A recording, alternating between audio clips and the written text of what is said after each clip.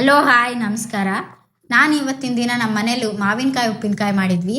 So ಅದ್ರ recipe ನಿಮ್ಗೆ ತೋರಿಸೋಣ ಅಂತ ಈ ವಿಡಿಯೋ ಮಾಡ್ತಾ ಇದ್ದೀನಿ. ಏನೇನು ಬೇಕು ಅಂದರೆ ಖಾರದ ಪುಡಿ, ಬ್ಯಾಡಗಿ ಮೆಣಸಿನ್ಕಾಯಿ ಖಾರದ ಪುಡಿ ಆದರೆ ತುಂಬ ಚೆನ್ನಾಗಿರುತ್ತೆ. ಆಮೇಲೆ ಅರಿಶಿಣದ ಪುಡಿ ಮತ್ತು ಸಾಸಿವೆ ಮತ್ತು ಮೆಂತ್ಯನ ಈಕ್ವಲ್ ಅಮೌಂಟಲ್ಲಿ ಹಾಕ್ಕೊಂಡು ಹುರ್ಕೊಂಡು ಪುಡಿ ಮಾಡಿ ಇಟ್ಕೋಬೇಕು. ಮತ್ತು ಬೆಳ್ಳುಳ್ಳಿ ಹಾಗೂ ಉಪ್ಪು. ಸೊ ಹೇಗೆ ಮಾಡೋದು ಅಂದರೆ, ನೀವು ಉಪ್ಪಿನಕಾಯಿ ಮಾವಿನಕಾಯಿನ ತರಿಸ್ಬಿಟ್ಟು ಅದನ್ನು 1-2 ಗಂಟೆ ನೀರಲ್ಲಿ ಹಾಕಿ ಇಡಿ. ಅದಾದ ನಂತರ ಫುಲ್ ಕಂಪ್ಲೀಟಾಗಿ ಒಣ ಬಟ್ಟೆ ತೊಗೊಂಡು ಒರೆಸ್ಬಿಟ್ಟು ಅದನ್ನು ನಿಮ್ಗೆ ಯಾವ ಸೈಜ್ ಬೇಕೋ ಆ ಸೈಜಲ್ಲಿ ಕಟ್ ಮಾಡ್ಕೊಳ್ಳಿ ಪೀಸಸ್.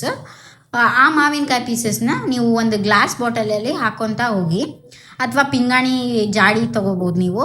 ಅದರಲ್ಲಿ ಹಾಕಿಬಿಟ್ಟು ಮೇಲೆ ಉಪ್ಪು ಹಾಕಿ ಸ್ವಲ್ಪ ಸ್ವಲ್ಪ ಮಾವಿನಕಾಯಿ ಪೀಸ್ ಹಾಕಿದ್ಮೇಲೆ ಒಂದು ಸ್ವಲ್ಪ ಉಪ್ಪು ಹಾಕಿ ಈ ಥರ ಬಾಟಲ್ ಅಥವಾ ಜಾಡಿ ಫುಲ್ ಹಾಕಿ. ಅದಾದ ನಂತರ ನೀವು 2 ದಿನ ಹಾಗೆ ಕಟ್ಟಿ ಇಟ್ಬಿಡಿ. ಅದನ್ನು ಬಟ್ಟೆ ಮುಚ್ಚಿ ಬಿಗಿಯಾಗಿ ದಾರ ತೊಗೊಂಡು ಕಟ್ಟಿ ಇಡಬೇಕು. ಅದು 2 ದಿನ ಆದಮೇಲೆ ಅದು ನೀರು ಬಿಟ್ಟಿರುತ್ತೆ.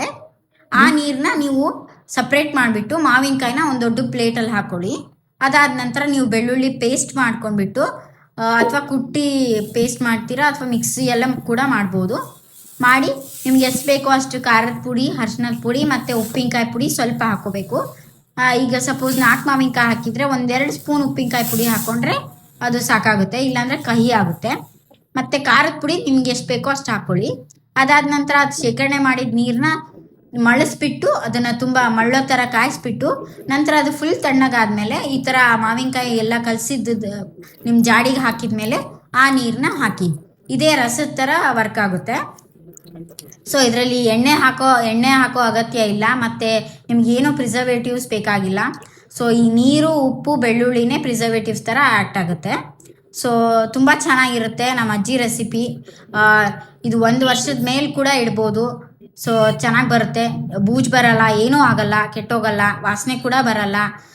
ಬೇಕಂದರೆ ನೀವು ಇದಕ್ಕೆ ಒಗ್ಗರಣೆ ಹಾಕ್ಕೋಬೋದು. ಸಾಸಿವೆ ಮತ್ತು ಎಣ್ಣೆ ಹಾಕಿ ಕರಿಬೇವು ಕೂಡ ಹಾಕೋಬೋದು. ಅದಾದ ನಂತರ ರಸ ಎಲ್ಲ ಹಾಕಿದ ಮೇಲೆ ಸ್ವಲ್ಪ ಮೇಲೆ ಉಪ್ಪು ಹಾಕಿ, ಸೊ ದಟ್ ಅದು ಬೂಜು ಬರಲ್ಲ. ತುಂಬ ಚೆನ್ನಾಗಿರುತ್ತೆ. 1-2 ದಿನ ಆದಮೇಲೆ ತಿನ್ಬೋದು.